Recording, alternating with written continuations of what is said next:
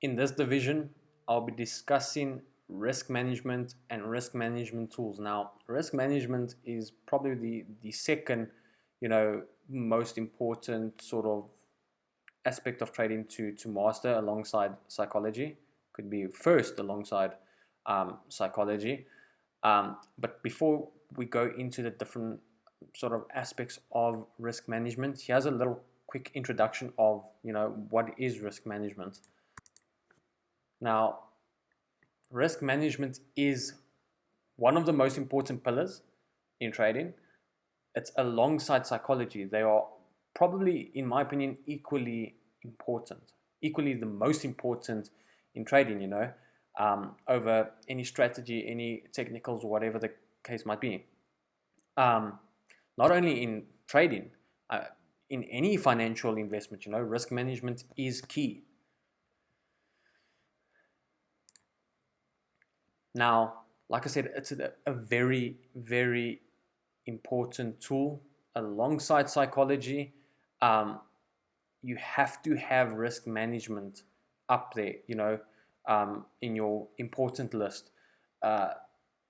If you look at a business, I mean, in order to make money in your business, you need to know how to manage and protect the capital you already have.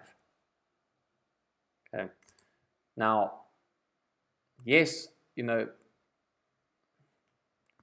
now even though risk management is the most important, okay, like psychology, once again, they're both so important, and I don't understand why. Don't ask me, but they are the most overlooked areas in trading. Meaning, majority of traders don't worry about these two aspects in trading. Okay, they worry less about psychology.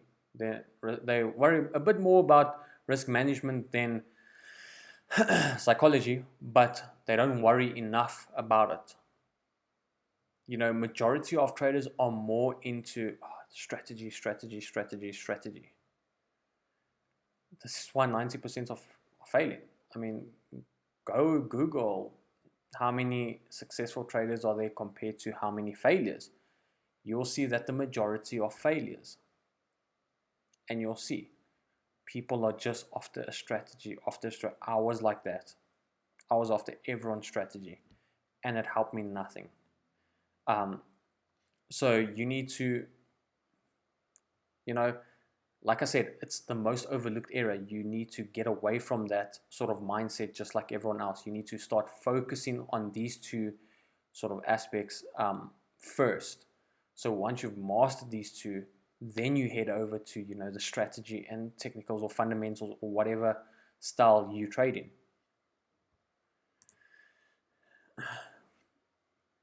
If you are trading without a risk management plan, then that's when you are gambling.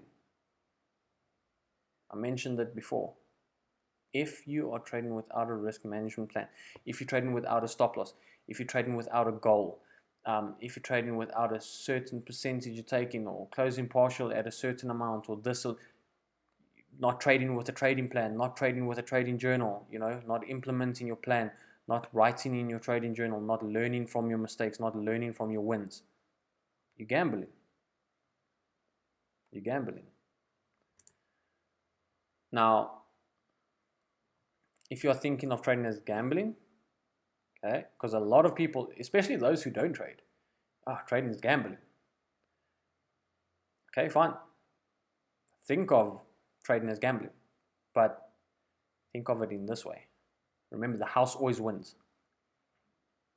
And if you implement risk management, then you are the house. Now, how, you may ask? Let me go through an example. So, look at your account size. Okay, once you looked at your capital in your account, your balance, you ask yourself, how much are you willing to lose per trade? So if you place a trade now, how much are you willing to lose on that trade? If you place the next trade, how much are you willing to lose on that trade? Okay. Now, let's say you deposit $500 in your account, or you deposit $250, you get 100% credit, so now your account is $500. Okay, doesn't matter. Let's say it's $500, or 500 Rand, whatever you choose.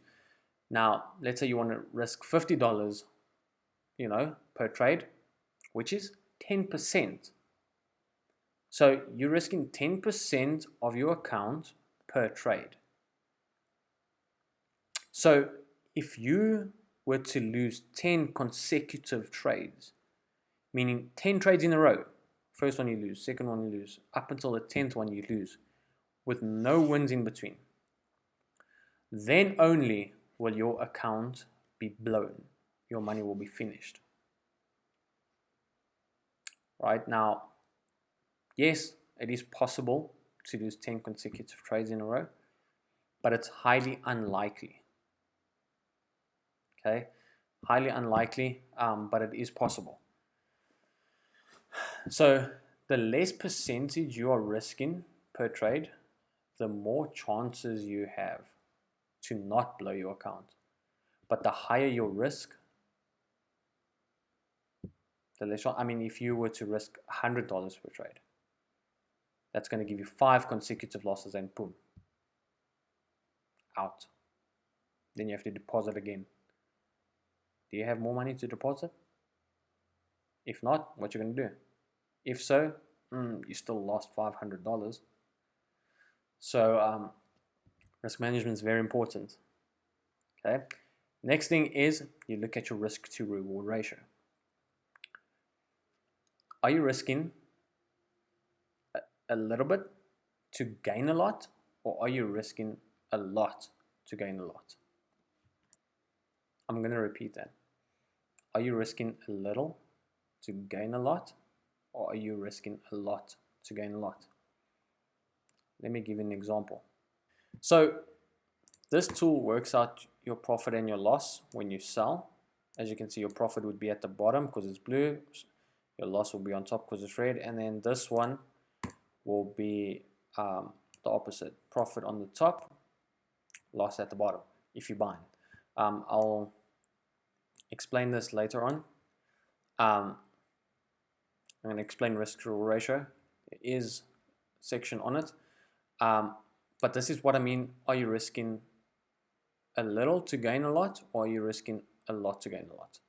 So are you risking a little? Let me use the one. So are you risking a little to gain a lot? Meaning, is your stop loss small? So as you can see, this is 140 pips here. 140 pips.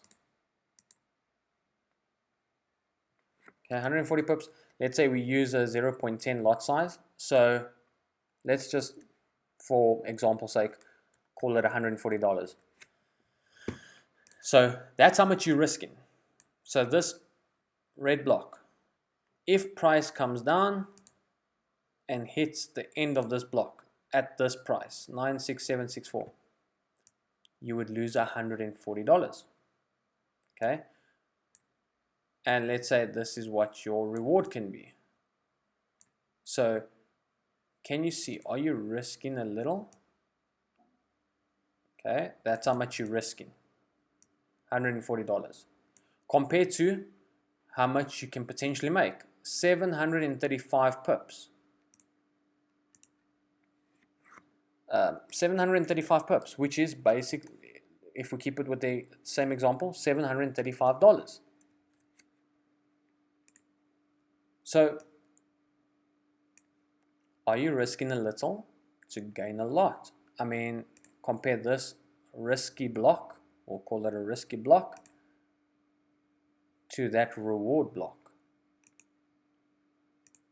So on this specific trade, for example, this is how much you can make compared to how much you can lose. That's risking a little to gain a lot. Or are you risking a lot to gain a lot? If we look at this, stop loss 420 pips. 420, so $420.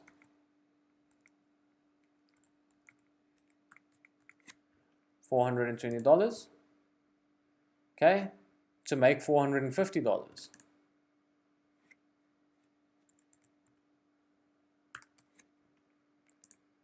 So this is risking a lot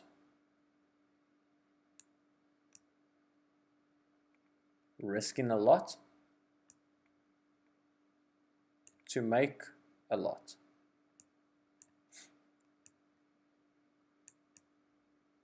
Can you see the difference? So I would rather risk a little to make a lot than to risk a lot to lose a lot. And I'll explain this in risk to reward ratio. But for now, let's keep this paused for now.